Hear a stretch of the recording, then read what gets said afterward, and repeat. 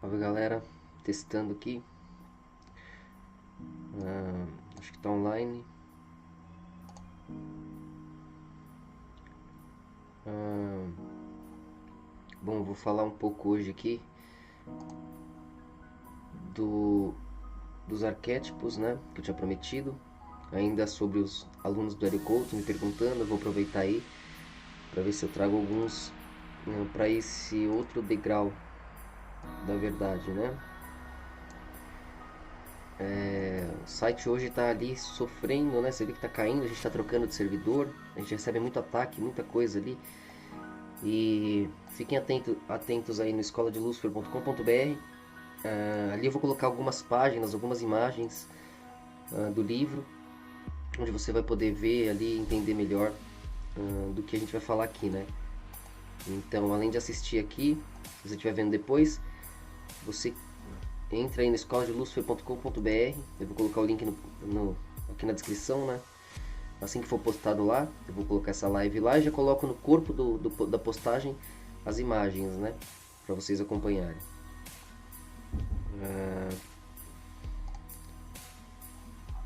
Salve Josimar, Dios Lais, Hugo, Igor, Druida, GDL, Wellington, Diário aí, salve todo mundo. Vou falar um pouco do arquétipo, a gente já falou da águia, né? Sobre a dopamina, sobre aquela expansão, né? Que te dá ali o ímpeto da coragem, né? Isso se baseia, antes de tudo, por incrível que pareça, se baseia na simetria, na honra, né? Porque se você não tiver uma simetria que auto-reforça a sua vontade, você não consegue ter aquela estrutura autossuficiente, né? Com aquela energia, com poder no devido grau, para poder romper as demais, né? Então quem que vence no final? Quem está alinhado com a estrutura da luz, né? Com a simetria. Então, claro que um vai vencendo o outro, os injustos às vezes vencem, porque eles estão batalhando com outros injustos, né? Tá todo mundo errado. Então, aquele que sabe usar melhor o erro ali vence. Mas dentro da verdade, no ponto final, quando todo mundo se satisfizer ilusoriamente com ali as suas com seus desejos, os seus delírios, quando cada um cansar daquilo, vai culminar no mesmo desejo do alívio final, que só a verdade vai satisfazer, né? E diante dessa verdade, só a coerência tem uma estrutura forte o bastante, né? Porque já é um reflexo dessa verdade, né? Já é essa verdade, para poder se alinhar ali sem sofrer, né? Ou seja, vai vencer qualquer luta. Se a coerência ela já é plena, já é definida, ela já é a vitória, né? Então, para você ter aquele ímpeto da dopamina, para você criar em cima dos demais, você precisa estar alinhado com a estrutura suprema, né? Com o holograma geral, com essa simetria óbvia, que é o que dá o equilíbrio da verdade pra gente, né? Como é que se define a verdade? Analisando as perspectivas, né? E as perspectivas, elas são ali insistentes, elas estão certas, né? As cores são reais. Se eu falar a verdade, é questão de perspectiva, né? As cores estão todas certas, né? Naquele tabuleiro, frente ao escuro, pensou, se destacou do nada, já é algo, né? Já se cospe para nada, já começa a se autoanalisar, né? E para todo lado que ela vai é nada, é o mesmo lado. O único jeito de se mover em relação àquele nada é se apoiar no seu próprio movimento, né? E se aprofundando naquele movimento, de ponto a reta, reta a triângulo, triângulo a quadrado, né? Quadrado ao pentagrama, vai ao X, vai fazendo aquele tabuleiro sem perder o passado. Assim vai se aprofundando, né? Vai reconhecendo a si mesma. Então cada ângulo ali vai ser uma base, um arquétipo daquele movimento, né? Opa, eu conheço aquele ângulo, eu sempre vou passar por lá, aquele ângulo é parte de mim, né? Embora diferente, graças àquele ângulo existe o outro do lado, o outro do outro lado, as cores dependem umas das outras. E juntas elas são a verdade absoluta, que é a luz. Paralelamente, elas são verdades relativas, que geram caos, discutem, brigam. Quando elas se unem pela verdade absoluta, opa, estamos certos, né? Diante do caminho que percorremos. Então juntos abocanhamos a justiça, a análise geral da realidade, né? Então esses eram os deuses, né? Os líderes das tribos, os 12 apóstolos, né? Os 12 sábios. Essa análise aí, muitos de vocês já sabem disso aqui na escola. Então, aí você tem esses 12 arquétipos, essas 12 cores. Ali esses arquétipos se entrelaçam, porque, opa, peraí, a gente já sente o que cada um aqui conheceu, já compreendemos. Juntos nós precisamos o quê? Ter os alívios, mostrar uns para os outros que, opa, a vida não acaba aí, na tua visão. Tem uma outra coisa, que você não é eu, você não vê a vida daqui. Então tem alguma coisa para você descobrir, tem um alívio a mais para você. Então eles vão se convencendo, vão mostrando um pouquinho de si uns para os outros, né? As cores ali vão temperando a realidade, e isso é a luz, né? Um gera novidade para o outro, né? Um recicla o outro. E a partir do momento que eles fazem isso, aquele reino atômico dos 12 ângulos, né? Os 7 cantos principais, né? Com os intervalos dos 12. Esses 7 ângulos aí, eles vão se alinhar, 7 cores principais, né? Que se você une elas, os paralelos, vai gerar as demais, né? Como 7 tons, geram os 12 com os bemóis, né? Sustenidos. Então, esses arquétipos, que são as cores, eles vão se embaralhar ali e vão criar o próximo reino, o reino mineral. E aí, quais são os arquétipos que compõem esse reino mineral acima do reino da luz? Aí já vão ser os minérios, né? Eles vão ser os átomos, né? Que geram esses minérios. Então, continua tendo arquétipos ali, aquelas luzes iniciais, né? Eles se embaralham e eles vão criar ali pequenas somas daquela mesma dança, né? Relativamente ali, vai estar mais carregado na primeira camada do átomo, na segunda, terceira, na quarta, até a de valência, até a 7ª camada do átomo. Esses pesos relativos dão cores, dão fragmentos, né? Dão intensidades diferentes para esses átomos. E aquelas somas, né? Ali, esses átomos com esses pesos diferentes, né? Eles são os arquétipos cujas somas geram os minérios, os minerais, o reino mineral, né? Então você também tem os arquétipos, que são os átomos. Tem o átomo de hidrogênio, de hélio, o Sol é isso, né? Eles se fundem ali e vão criando, né? Os demais, né? Tudo vem daí, desses dois, né? Então, o próprio hidrogênio ali, ele já reagindo com ele mesmo no ponto 1, né? Ele já precisa se estabilizar e já vai adiante, né? Gerando hélio ali. Isso aí já é a reação, a fusão ali nuclear que acontece ali no Sol, né? O Sol é uma constante fusão de hidrogênio e hélio, né? Gerando os demais componentes que vai criando toda aquela bolota. Daí que vem as camadas, né? A gente enxerga como átomo, a gente dá forma espaço-temporal como átomo. Mas aí esses átomos são então os arquétipos, né? Os pontos, as pecinhas, né? Que você vai montar o reino posterior. Aí você vai chegar ali no outro reino, né? Essas pecinhas do reino mineral se somam, vão criando o quê? As moléculas, né? Aí já é outro arquétipo do próximo reino, que forma o reino vegetal. Aí essas moléculas, vai ter a molécula de carbono ali, vai se juntando os átomos de carbono, vai fazer a molécula ali que cria o tecido do vegetal, vai se juntando ali as moléculas de oxigênio, de hidrogênio, de hélio, elas vão se reconhecendo, vão criando um tecido, né? Porque ali cria uma pista que antes de cair no escuro, elas precisam lidar com elas mesmas, né? Essas são as reações químicas, né? Porque é uma troca ali de estrutura, um convencimento de padrão, uma disputa de padrão, né? Então, aqueles arquétipos que antes eram cores, né? Se unem, se entrelaçam, criam átomos, né? E aí esses arquétipos que eram átomos se unem, se entrelaçam, criam moléculas, né? Aí esses arquétipos que eram moléculas se unem, se entrelaçam, criam os tecidos, né? A gente já vê como vegetal, né? Aí esses arquétipos vegetais, né? Você sabe que tem ali um tipo de madeira, um tipo de mato, um tipo de... as flores. Você vai percebendo os tecidos, né? Esses tecidos se entrelaçam, você vai ver os arquétipos animais, né? Em cada animal você vai ver uma soma daqueles tecidos vegetais. Tanto que ele precisa continuar consumindo os reinos anteriores. Você vai ver que naquele animal ele tem uma soma do reino vegetal ali, aqueles arquétipos vegetais. Que também tem nele a soma dos reinos ali, dos arquétipos minerais, né? A gente precisa continuar consumindo. Que também tem uma soma dos arquétipos, né, moleculares ali, atômicos. A gente precisa, eles continuam estabilizados, né? Então, você vê que aquela simetria se aprofundando nela mesma cria arquétipos mais abrangentes, né?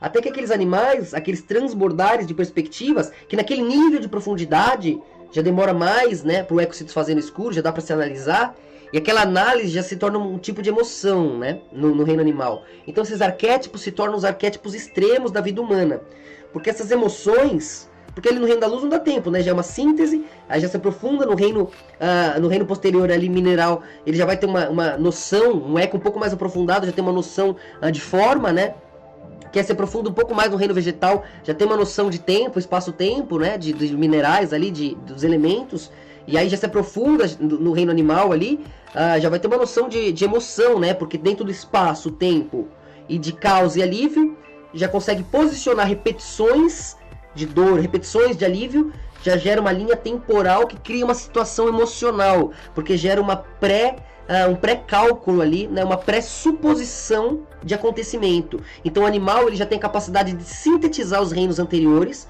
que juntos têm uma profundidade maior, ou seja, o eco demora mais para se desfazer.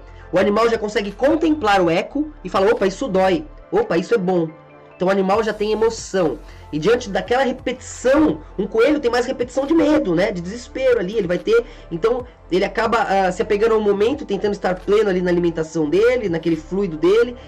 Ele fica numa ternura ali, porque é uma sobra de todo o caos tão intenso que ele vive, como presa ali naquele ponto, né?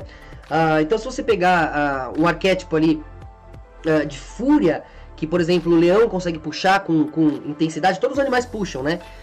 Mas de uma maneira geral ali, o dragão e o leão, eles puxam isso com os extremos, as polaridades extremas, né? O dragão, ele puxa ali pela emoção, né? Então o dragão, ele vai puxar pelo lado dele do urso, da força, pelo outro lado dele do lobo ali, né? Daquela sagacidade emocional, de lealdade ali. Então o dragão tem uma fúria mais emocional, né? Enquanto o leão procura ter uma fúria um pouco mais lógica, né? Porque ela puxa da honra da águia ali em cima, que também faz o papel de lealdade, né? Mas pela honra, né? Enquanto o lobo faz a lealdade pelo amor ali. Então o leão ali em cima já vai ter a águia de um lado, e por incrível que pareça já tem o rato do outro lado, que é essa velocidade, que é ter de fato essa astúcia, né? Então o leão ele não domina a selva pelo tamanho, pela força. Senão o tigre ia ganhar, né? O urso ia ganhar com uma força. O leão ele domina porque, além dele ter o sobrevoo da águia, ele constata todos os fatores do território. Então ele domina o território em terceira e quarta dimensão dentro da memória dele, dentro da perspectiva dele, né? Então ele sobrevoa ali e ele tem a astúcia, o bote, né? O posicionamento reto de latum do rato, né? O ataque ali, a astúcia do rato ali. Então você percebe que o leão ele vence por causa dessa velocidade, dessa junção de lógica, né? De discernimento ali com esse bote, com essa velocidade, né? E aí o rato tem essa malícia que o leão, tendo ali o seu porte, o seu transbordar, né? Juntando essa malícia do rato, esse bote, né? Com o bote da águia, que é estruturada pela honra, pelo sobrevoo geral ali, né? Ou seja, são fatos. E aí o leão ele tem de fato, ele tem dentro dele uma vantagem diante dos demais, porque ele já é o transbordar dos demais. Assim como o dragão do outro lado, né, no reino luciferiano. Que no reino padronizado ali, né, no reino linear, terceira e quarta dimensão, o dragão ele é limitado ali. Então ele é dissolvido nos outros animais com essa fúria dele, né, emocional. E ele fica ali na serpente em grande parte, que sobrevoa abstratamente, fica ali no abstrato, né? Então a serpente acaba tendo ali alguns pontos cortados, escondidos, por assim dizer, né? Até porque ela não é dali, não pertence àquele mundo, a única coisa que ela faz ali é colocar ponte pro mundo dela, né? Então você vê que se você tira esse ponto de fúria que leão e dragão dividem, né? Entre emoção e lógica, honra e amor, né? Por causa do lobo e da águia ali nos seus lados direitos, né? Ou esquerdos, depende, relativo. Mas diante do seu foco de reflexo ali, eles têm isso, assim como o outro lado também, a diferença de urso e de rato, né? Você puxar força. Já quando você cessa o dragão e vai pra serpente, a serpente já fica no ponto de sedução ali, né? Porque ela sabe o desenho, ela sabe criar, simular todos os aspectos. Você vai falar, mas como é que eu posso, como você vai comparar? O dragão ali tem o urso nele, dá pra ver, né? O dragão ali, ele vai ter também o jogo ali, a conexão do bote, do ataque, da caça que o lobo tem. Você vê no dragão, né? Mas aí, e a serpente? Né? Como que a serpente... Mas aí quem que vai duvidar que a serpente gera o mesmo medo que o urso, talvez até mais, né? É mais fácil acertar um tiro no urso, é mais fácil saber, prever, achar, enxergar o urso do que a serpente, né? A serpente ela acaba trazendo com ela esse ponto emocional do medo, né? Embora ela tenha nela uma visão mais ali, se você não tiver naquele reino travado por lógica necessária, né? Mas se você olhar de uma maneira flutuante de quinta dimensão, a serpente ela é mais a sedução, tanto é que ela seduz ali aquele teatro lógico, né? Ela não vai ali ameaçar, come essa maçã senão eu te enveneno. Não foi assim, né? Que a serpente fez. Ela convenceu, né?